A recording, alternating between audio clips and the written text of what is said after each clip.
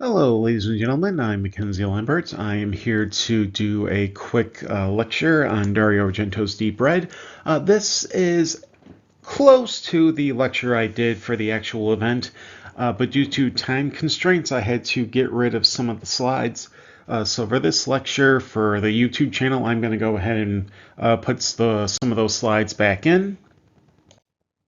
First, let's go on the road to Dario Argento's Deep Red. Dario Argento started out as a screenwriter, thanks to his father being a film producer. So yes, that does kind of make Dario Argento a nepo baby, but at the same time, the guy had the talent to back it up.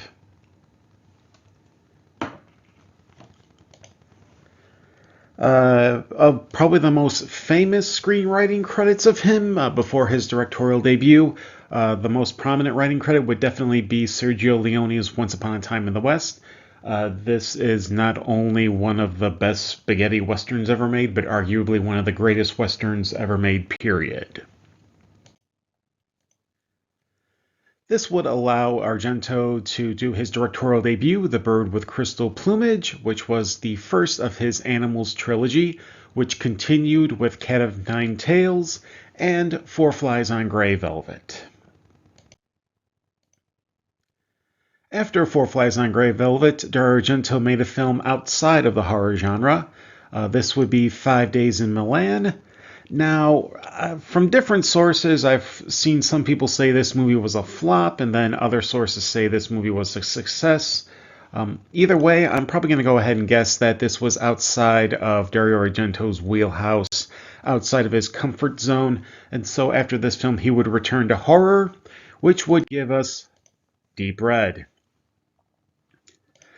Basic plot summary I can offer without going into spoilers if you have never seen this film. The best summary I can give is a jazz musician witnesses the murder of a psychic medium. He feels there is a clue missing at the crime scene, and so he takes it upon himself to do some investigation. Unfortunately, this puts him in the sights of the killer. Now, at the time, I was told that the version that we would be seeing at the screening would be the restored version. So it's the American edit, but with the scenes that were edited out spliced back in. Unfortunately, though, the scenes that were spliced back in were not dubbed for English.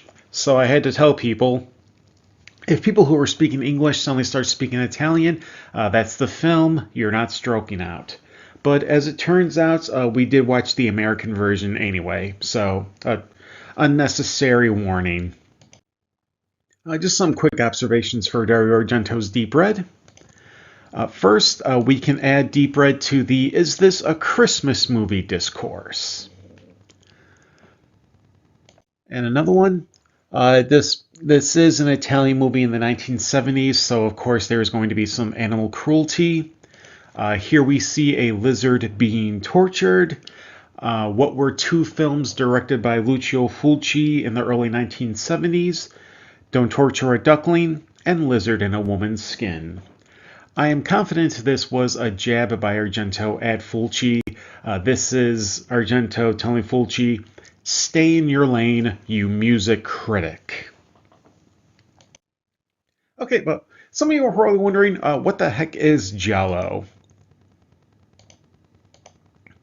In the elementary sense, giallo is the Italian word for the color yellow, but it can also refer to cheaply produced literature known for their yellow covers. A lot of these were reprints of Agatha Christie, Edgar Wallace, Sir Arthur Conan Doyle, Edgar Allan Poe. And then when these stories were being brought to film, the name carried over. So not only were the books called giallo, but the films were also called giallo. And the first official giallo film, many consider to be Mario Bava's The Girl Who Knew Too Much from 1963, starring John Saxon. We have some noted cast members. First, we have David Hemmings. He became a 60s icon in his own right thanks to Michelangelo Antonioni's Blow Up. There, he played a photographer who may have actually photographed a murder in a park. As the decades grew on in the 1970s, he did both British film as well as English Italian film, whether it was Enzo G. Castellari's The Heroin Busters, Juggernaut with Richard Harris, Deep Red with Dario Argento. In the 1980s, he moved more towards television, appearing on Knight Rider. Airwolf was another one. He also appeared on an episode of Tales from the Crypt. The episode he appeared on, it was with Andrew McCarthy, where he had Mariel Hemingway fall in love with him, only she ended up becoming completely obsessed with him. Hemmings appears as the landlord for McCarthy, and it's a very brief appearance. In the early noughts to late 2000s, he enjoyed a nice career renaissance. Credits included but aren't limited to Gladiator for Ridley Scott, Mean Machine, which was a British remake of The Longest Yard. There was Spy Game with Robert Redford and Brad Pitt, The League of Extraordinary Gentlemen with Sean Connery, and his final film role, or at least one of the final film roles of his, was for Martin Scorsese's The Gangs of New York. Next here we have Dario Nicolodi, who was the longtime partner for Dario Argento. Nicolodi and Argento would parent Asia Argento. She was an actress and producer in her own right. And most importantly, she drew from personal experience for Suspiria. She was the one who came up with the story of a school being a front for a coven of witches. Next, we have Nicoletta Elmi, who was a bit of a regular for Italian cinema in the 70s and 80s. She was probably every Italian director's favorite creepy red-headed girl. She was in A Bay of Blood. She was also in Deep Red, as you'll see. One of her other later roles would be for Lamberto Bava's Demons. And she would quit acting to become a speech therapist. And the last noted cast member, this is Salvatore Baccaro. If you know who he is, then chances are you're a sick bastard, because he is indeed the Beast in Heat. The Beast in Heat was a video nasty, a piece of Nazi exploitation, where Nazi scientists turn a dwarf into a sexually aggressive Tasmanian devil, like the Warner Brothers character. We got some top-notch crew. First, we have special effects artist Carlo Rambaldi. Not only did he do Deep Red, but his career goes back further. Lucio Fulci's Lizard in a Woman's Skin, which is historically significant because that marked the first time a special effects artist had to prove his effects were fake in a court of law. There was also the slasher gore effects for Mario Bava's A Bay of Blood. And here we have Deep Red. He did the puppet. He also did the kills. And then he would go on to bigger and better projects, notably Ridley Scott's Alien and Steven Spielberg's E.T. And before we get to closing this lecture, we gotta talk about my all-time favorite band, Goblin.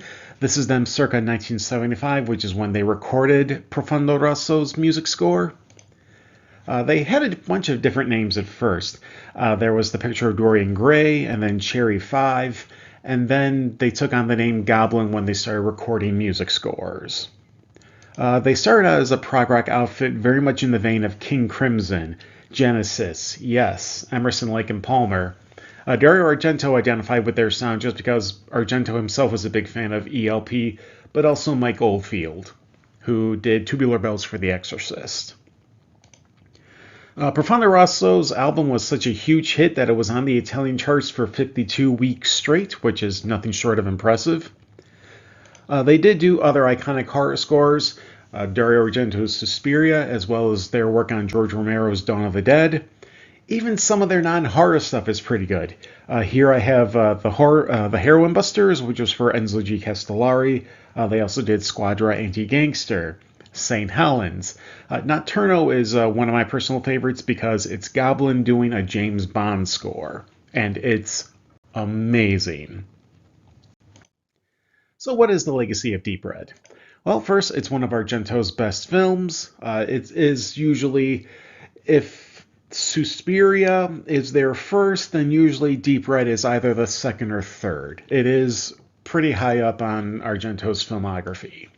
It epitomizes the subgenre of giallo, one of Goblin's best scores, and influential in its own right. Brian De Palma has taken shots from Argento's films. Tarantino has cited giallo as an influence on a sequence in Kill Bill. The moment where the fly lands on the bride in the hospital room. According to Tarantino, he considers that a giallo moment. And honestly, Edgar Wright, because after seeing Last Night in Soho, he was definitely influenced by Argento and the subgenre of giallo. And so on that note, feel free to check out Deep Red. I know there's a couple of versions you can find on YouTube for free. So go ahead and give those a watch. And take care, folks.